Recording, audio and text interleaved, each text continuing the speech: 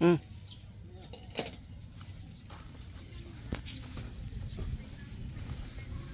Ito yung mga kagenggeng.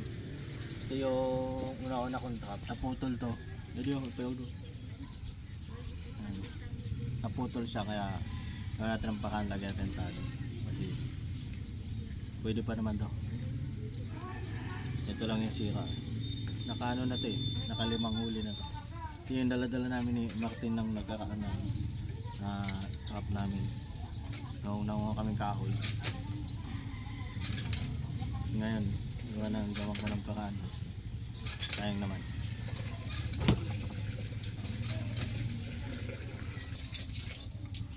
Ngayon siya na.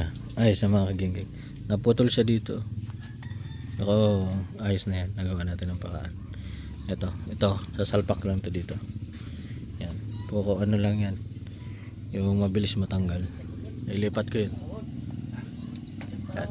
Spotted ko na yan. Ilipat ko dito.